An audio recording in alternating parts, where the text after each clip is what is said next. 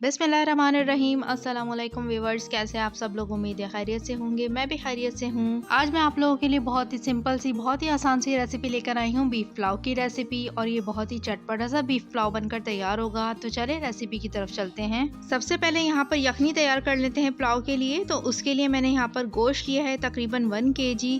ये गाय का गोश्त है और इसके अंदर मैंने पानी ऐड किया है तकरीबन 1 लीटर। अब 2 खाने के चम्मच इसके अंदर मैंने ऐड किया है साबुत धनिया। 2 ही खाने के चम्मच मैंने इसके अंदर ऐड की है यहाँ पर सौंफ।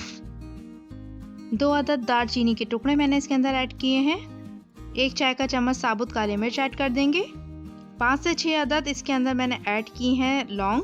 3 से 4 अदद बादियान के फूल ऐड किए हैं। तेजपात के पत्ते मैंने 2 अदद इसके अंदर डाले हैं। साथ ही 2 अदद बड़ी इलायची इसके अंदर ऐड की है मैंने। 1 खाने का चम्मच इसके अंदर लहसुन और अदरक का पेस्ट ऐड कर देंगे। 2 अदद दरमियाने साइज के टमाटर थे, इन्हें मैंने कट कर लिया था, ये इसमें ऐड कर देंगे। और अब इसके अंदर मैंने नमक ऐड किया है। नमक आप अपने टेस्ट के अकॉर्डिंग डाल लीजिएगा।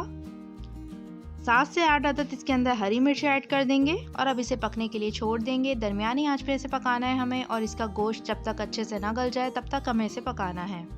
और अब एक दूसरा पतीला ले लेंगे और उसके अंदर डालेंगे हम सबसे पहले ऑयल मैंने यहाँ पर डाला है 1 कप। अब दरमियाने साइज की 2 अदद मैंने प्याज ली हैं, इसे मैंने कट कर लिया है, वो इस ऑयल के अंदर ऐड कर देंगे। अब साबुत काली मिर्च इसके अंदर मैं ऐड कर रही हूँ आधा चाय का चम्मच। 1 अदद बादियान का फूल ऐड कर देंगे। 4 से 5 अदद लौंग इसके अंदर ऐड कर देंगे। इन सब चीज़ों को प्याज के साथ पका लेंगे।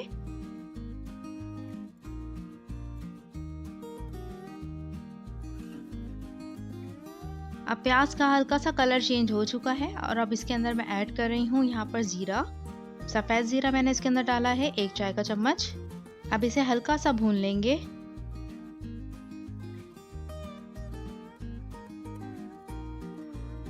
यखनी हमारी तैयार हो चुकी थी और अब इसका जो गोश्त है वो इसके अंदर ऐड कर देंगे।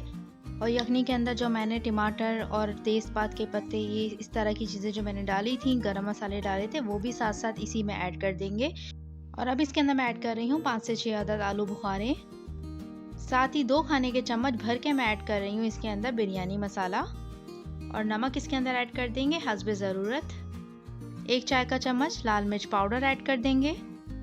और हल्दी पाउडर ऐड कर रही हूँ मैं इसमें आधा चाय का चम्मच। और अब इसे अच्छे से मिक्स कर लेंगे। और अब 1 खाने का चम्मच इसके अंदर मैं ऐड कर रही हूँ लहसुन अदरक का पेस्ट। और अब इन तमाम चीज़ों के साथ इसकी अच्छे से भुनाई कर लेंगे। यखनी को मैंने यहाँ पर छान लिया था और वो यखनी मैं इसके अंदर ऐड कर रही हूँ। और अब इसके अंदर भीगे हुए चावल ऐड कर देंगे। चावलों को मैंने तकरीबन 15 मिनट पहले भिगो दिया था, तो वो इसके अंदर ऐड कर देंगे। चावल का ये हिसाब है कि आपने अगर चावल जिस भी प्याली से आप इसे नापते हैं चावल को, तो उस प्याली का तकरीबन आपने अगर 2 प्याली अगर चावल लिए हैं तो आपको 4 प्याली तकरीबन पानी का ऐड करना पड़ेगा। तो पानी और यखनी को मिलाकर आप इसको मेजर कीजिएगा कि यखनी और पानी जो है वो आपके 4 प्याली मिलाकर बनने चाहिए, ठीक है। इस तरीके से इसको ऐड किया जाता है, लेकिन 4 में से भी तकरीबन आप आधा प्याली जो है वो पानी को रोक लीजिए। अगर आपको बाद में ऐसा लगे कि भाई पानी कम लग रहा है तो फिर आप उसके अंदर दोबारा से पानी मज़ीद वही वाला पानी ऐड कर सकते हैं, आधी प्याली वाला। वैसे तो आप इसे आधी प्याली को अगर रोक लेंगे तो हिसाब फिर भी आपका फिक्स बैठेगा। ऐसे तो माशाल्लाह सबको यहाँ पर चावल बनाने आते होंगे, लेकिन ये मैं उनके लिए बता रही हूँ जो बिल्कुल न्यू होती हैं लड़कियाँ, जिन्हें अभी बनाना नहीं आया होता खाना, तो मैं उनके लिए ये आपको एडवाइस कर रही हूँ। मैंने इसके अंदर मजीद 1 टीस्पून नमक का ऐड किया है। और नमक चेक करने का चावल में बेस्ट तरीका ये होता है कि आप इसका जो सालन है इसको चेक करें।